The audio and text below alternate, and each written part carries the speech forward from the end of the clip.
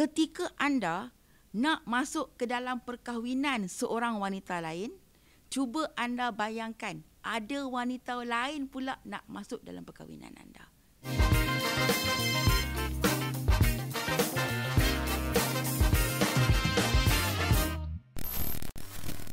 Okey, baiklah Puan Sana. Kita sekarang ni digemparkan dengan satu berita, satu berita ataupun satu statement sebenarnya daripada ahli Parlimen PAS, di mana mengatakan bahawa 8.4 juta kadar bujang Senja. Bujang senja di Malaysia, dan salah satu cara untuk kita nak co-op masalah tu adalah dengan membenarkan, dengan memberi moral kepada lelaki untuk berpoligami. So, apa pendapat Puan Sana sendiri? Baik. Saya bila dapat call untuk isu ini dan saya pun buatlah kajian kan, sebab kita tak boleh bercakap jarang je. Jadi kalau ikutkan daripada hasil carian saya, statement yang sebenar-benarnya yang dikeluarkan oleh Jabatan Perangkaan Malaysia adalah 8.3 juta rakyat Malaysia yang ada sekarang ni yang belum berkahwin. 8.3 juta, bukan 8.4. Okey, dan daripada 8.3 juta tersebut, 4.8 juta adalah lelaki. Dan bakinya 3.5 juta adalah perempuan. Jadi bila saya baca statistik ini, kenapa pula nak jadikan poligami itu sebagai solusi? Betul? Sebab jumlah lelaki lagi ramai daripada jumlah wanita. Tu seperkara. Dah kalau nak jadikan solusi, kau bagilah pok-pok hak bujang senang lelaki perempuan 4.8 35 menikah sama sendiri. Kan? Betul? Kenapa nak poligami? Hak dah bini biarlah kat dia ni. Lelaki 4.8 juta ni ada. 3.5 je perempuan pun. Kan? Betul? Jumpakan dia orang. Biar kerajaan buat satu perkahwinan besar-besaran ke. Selesai masalah. Maknanya tak payah nak bagi sokongan moral lah sepatutnya. Okey, dia macam ni Mimi. Dia kalau ikutkan, okey, untuk seorang lelaki itu berpoligami, dia mesti ada syarat kelayakan di samping syarat kemampuan. Dan dalam kelayakan serta kemampuan lelaki nak berpoligami, dia mesti ada sifat berani. Kalau lelaki nak berpoligami, perlukan sokongan moral, nak kena ada fan club, jom poligami, dia tak layak nak poligami. Tak perlulah. Tu namanya TB. Apakah Bukan TB tu? takut bini, cuma tak berani aja. Kalau Kalau betul nak poligami, kau cukup syarat, kau pergi mahkamah, come on. Tak payah, jom kahwin, tak payah. Kau tak nak kahwin, tak payah. Dia hanya akan buat. Tapi cerita dia, okey, satu perkara kita kena faham, okey? Sebab kalau ikutkan pada hukum syariat, poligami tak perlu izin isteri. Betul. Dan para isteri jangan marahlah. Memang ni syariat sebut. Sebab apa?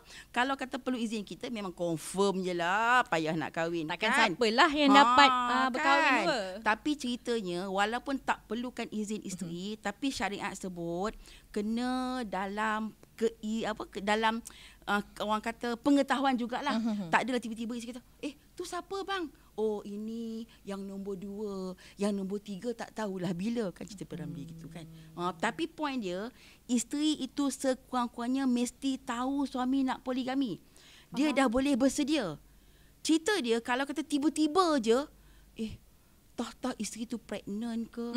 Tambah-tambah pula kalau isteri dapat berita suami berkahwin lagi dalam keadaan dia sedang hamil, emosi kacau. Betul. Sebab wanita yang dalam keadaan hamil, dia perlukan sokongan, dia perlukan perhatian, dia perlukan belayan.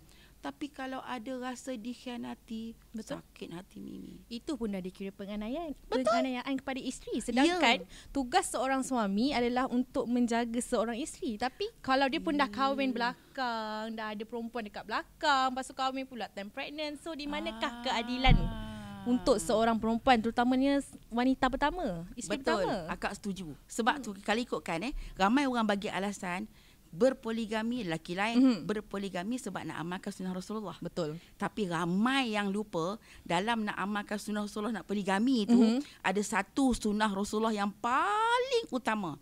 Hadis riwayat Tirmizi, lelaki yang baik adalah lelaki yang menjaga isterinya dengan baik. Betul. Termasuklah jangan sakitkan hati isteri yang tengah pregnant. Okey, macam kita cakap kan.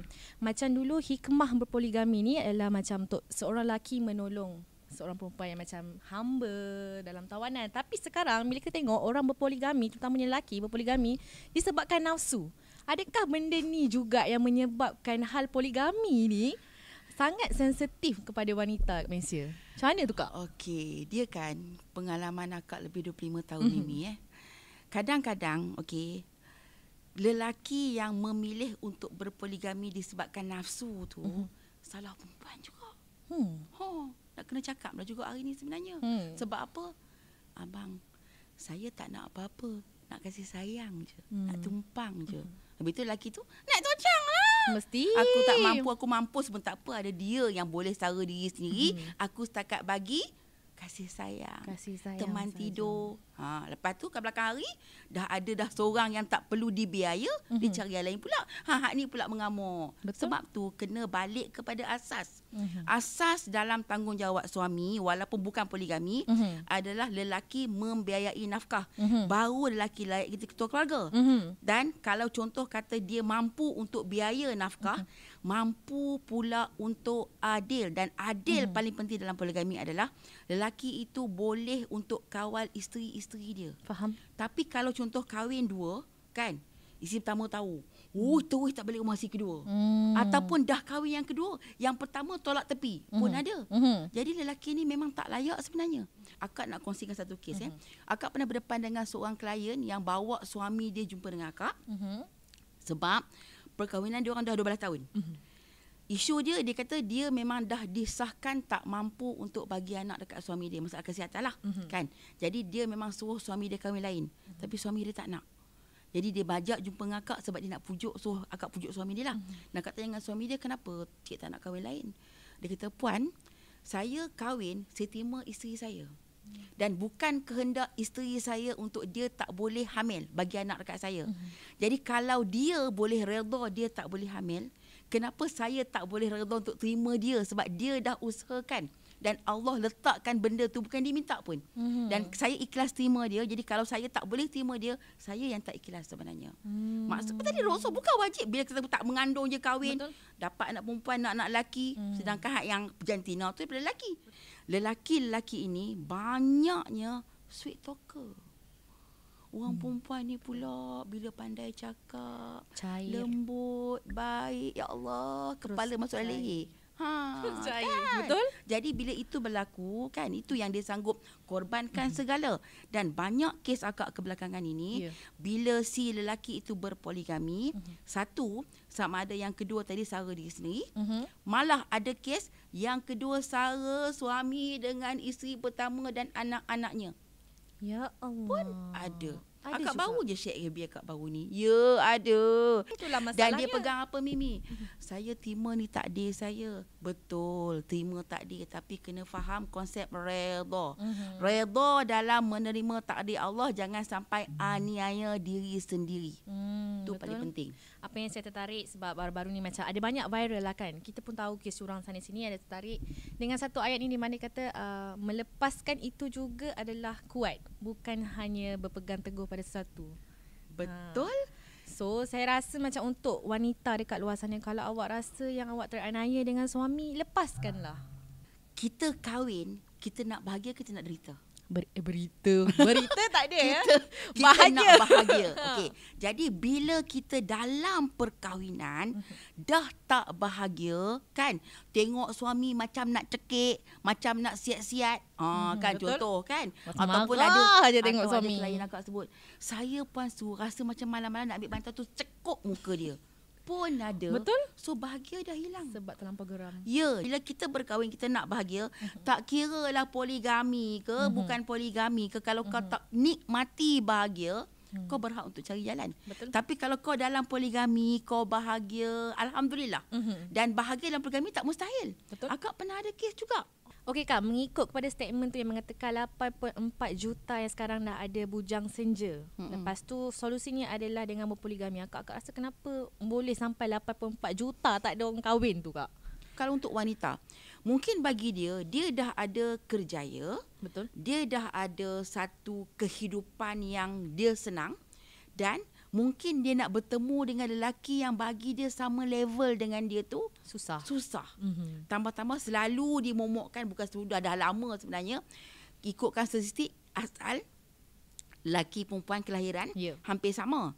Tapi ramai yang kata disebabkan terlalu ramai anak gadis masuk universiti, anak remaja lelaki ramai bawah titi. Ini bukan kakak kata lah, kita ambil balik ayat orang lain kan. Okay? Mungkin itu yang menyebabkan kehidupan wanita lebih baik. Jadi bila dia lebih baik, takkan dia nak downgrade hidup dia, pilih orang biasa-biasa. Betul. Dan ikutkan pula, memang ada. Okey, memang jangan salah lagi lelaki. Yelah, aku miskin tak nak aku. Cerita dia, wanita bukan semua memilih kewangan. Wanita memilih seorang lelaki yang boleh jadi pemimpin dalam hidup dia. Betul. Kalau contoh mula berkawan kan, contoh janji pukul 3, pukul 4 tak sampai lagi. Apa cerita? Pemimpin rumah tangga macam mana? Jadi mungkin wanita-wanita bujang senja ini memilih untuk tidak berkahwin sebab dia tak percaya kepada lelaki untuk jadi ketua dia, dan dia rasa lebih senang dengan hidup dia. So dia tak kahwin lah. Dan kita memang ada ulama yang tak berkahwin tau.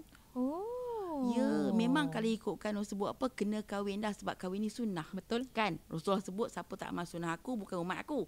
Tapi kahwin tu macam sebut lah 5 hukum, dan ulama kita yang memang confirm tak kahwin, Imam Nawawi dan wanita hebat kita Baitul Dawiyah. Betul, dan perkahwinan tu bukanlah benda yang simple-simple macam orang sekarang tahu, sebab perkahwinan tu merupakan tanggungjawab. Betul. Macam akak cakap tadi lah, kita ni nak memilih derita ataupun bahagia dalam hidup. Betul. Jadi kalau seorang wanita tu dia bahagia dengan stay single, why not? Betul. Dan adakah juga kalau wanita yang rasa dia bahagia kalau kahwin, dan why not? Betul. Ketika anda nak masuk ke dalam perkahwinan seorang wanita lain, cuba anda bayangkan ada wanita lain pula nak masuk dalam perkahwinan anda. Apa anda rasa? Itu. Betul? Kan? Letak diri dalam kasut orang tu, so baru kita boleh tahu. Tu sebenarnya. Betul, macam mak saya pernah cakap lah, bila orang kahwin dua ni, isteri pertama dia akan menangis seorang je kat satu sudut tu. Macam suami kalau dia menangis pun dia ada orang lain yang teman dia, itu isteri kedua dia. So kesakitan dia terpaksa lalui tu. Macam kita tengok orang yang dah berkahwin ni, orang kata macam, oh macam mana bini pertama kau boleh terima macam bahagia je korang. Tapi tak tahu penderitaan di sebalik social media, di sebalik telefon, di sebalik kamera tu macam mana. Betul tak Kak? Okey. Akak setuju kalau ikutkan pengalaman akak dia dengan klien pun kan. Okey, memang ramai isteri pertama ni. Dia cerita dia macam ni Ada isteri pertama yang memang cakap dengan suami, okey abang, saya izinkan abang kahwinlah. Kan? Tapi izin itu belum tentu redha. Dan ada jenis wanita yang dia sanggup korbankan diri dia demi suami. Betul. Aku bahagia kalau suami aku bahagia. Dalam masa yang sama dia depres seorang-seorang. Okay. Akak pernah ada klien yang doktor sahkan dia hadapi masalah saraf dekat otak. Dia sebut dekat klien akak ni, puan jangan stres. Dia kata, puan kena relax. Kalau puan over stress sekali lagi boleh putus saraf otak. Sebab apa?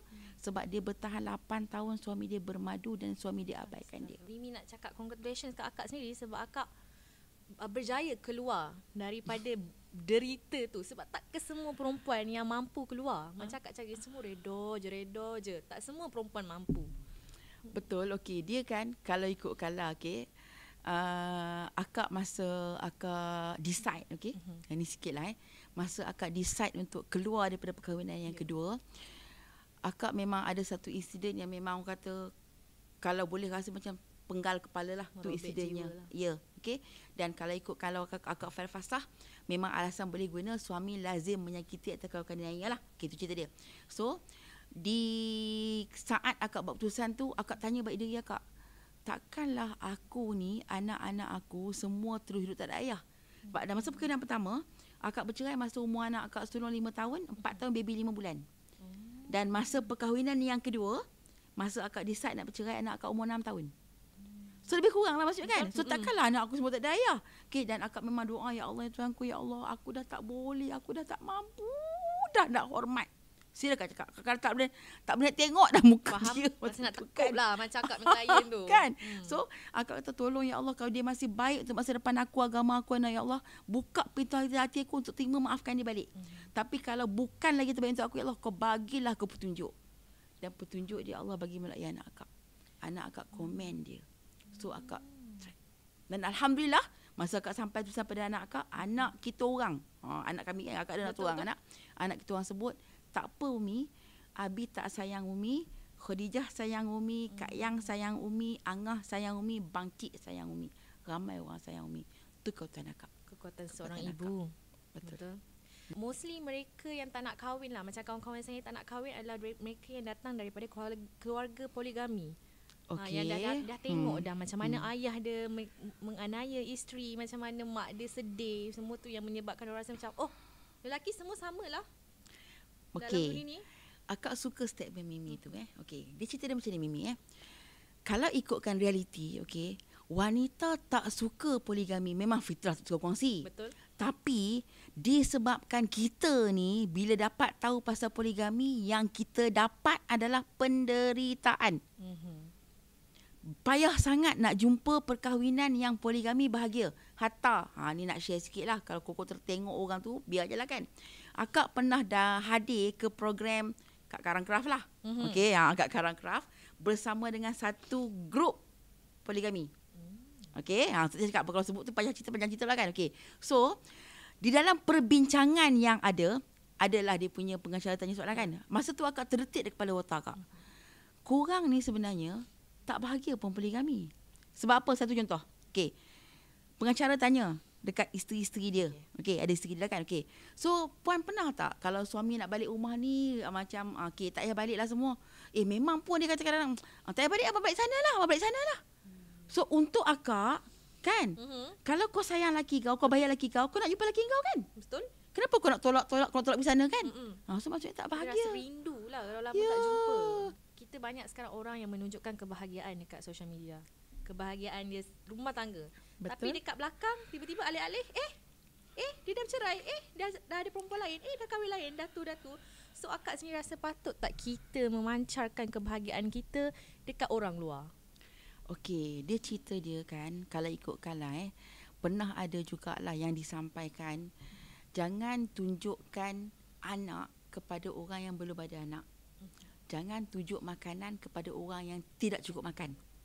Okey, so setengah orang cakap pula, alah kau tu kebusuk hati, orang tu nak bagi tunjuk je lah. Okey, so masing-masing ada dia punya pendapat. Untuk akak, cerita dia, okey, bahagia tak perlu ditunjukkan. Bahagia dalam diri kita. Dan satu perkara juga, kalau bahagia dengan suami tu baik, tak payahlah cakap dekat orang sebab orang berkenan. Betul. Dia tu laki dia baik kan, boleh tambah lagi. Nampak tak? So, sebaik-baiknya rumah tangga ni dia adalah perkara rahsia. Cuma setengah orang fikir bila rahsia dia hanya fikirkan aib. Realitinya sepenuhnya tentang rumah tangga adalah rahsia. Sesekali tiba-tiba macam tunjuk gambar pergi mana, honeymoon ke, okey tak apalah permulaan untuk orang doa. Honeymoon ke orang doa, okey. Berdapat anak, okey. Yang lain tiba-tiba buat surprise, kau nak suap aku makan makanan kereta, aku tak payahlah. Tak payahlah. Sat lagi orang berkenan, sat lagi payah pula, dah tu orang mutuk pula, kau merayap patah-patah balik. Betul. Pula. Lepas tu bila dibuat orang disihir ke, penyakit ain ke, betul. Salahkan orang pula. Okey, Mimi sebagai seorang wanita yang masih membaca statement daripada Parlimen PAS tu dengan mata kecil besar tu, sangatlah tak setuju bahawa dia cakap untuk menyelesaikan masalah tidak kahwin lah dekat Malaysia ni adalah dengan poligami. Macam mana akak sendiri? Okey, akak masih berpegang kepada satu perkara, tak semua individu itu perlu berkahwin. Jadi kalau orang tu sendiri tak nak kahwin, kenapa kita nak suruh dia pergi sakitkan hati dengan berkongsi kasih pula? Dan kalau kata hidup dia dah bahagia dengan dia jadi bujang senja, biarlah. Mungkin betul orang cakap sebab sekali lagi kalau tak ada kahwin kita kurang anak. Sebab Nabi Muhammad nak umat yang ramai. Tapi kena faham juga umat yang ramai yang Nabi Muhammad nak adalah umat yang berkualiti. Kena pastikan anak-anak ada yang ada tu terjaga dulu dan bertambah anak baru. Poin dia, walaupun poligami itu sebenarnya diharuskan oleh syariat, tapi bukan semua masalah perlu diselesaikan dengan poligami. Betul, macam akak cakap ni, banyak lagi sunnah yang boleh kita ikut. Bukan sekadar poligami sahaja. Betul.